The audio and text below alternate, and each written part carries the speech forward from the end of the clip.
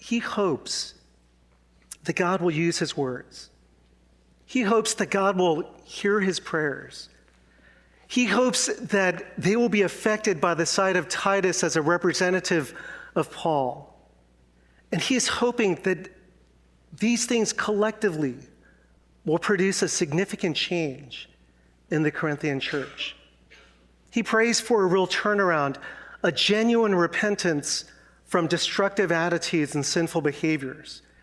And in Paul's ideal world, in his hope-filled, prayer-saturated situation, he hopes that his third visit will be an exclamation of celebration, that he'll see hearts turn back to Christ and men and women following God's Spirit and students treasuring God's truth.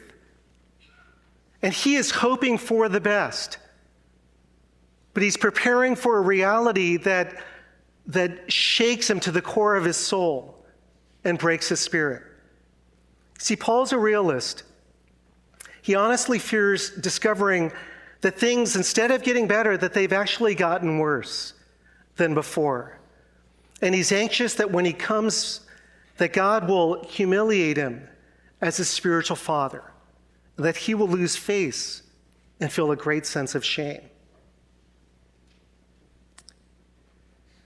The apostle who earlier says, back in chapter 11, that he faces daily the pressure of his concern for all the churches, cares most about preserving our integrity, embracing the true gospel in our hearts, honoring the true gospel in our actions, conveying the true gospel through our words, and confirming the true gospel by our repentance. And so when truth is both heard and seen, then there's great joy and celebration.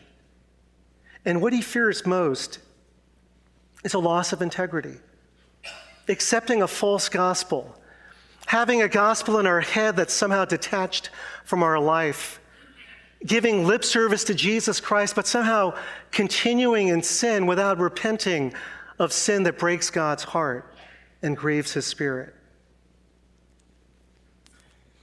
What we expect in one another is not perfection, where we no longer sin, but penetration, where God's Spirit is able to break through and to convict and to bring us back to him.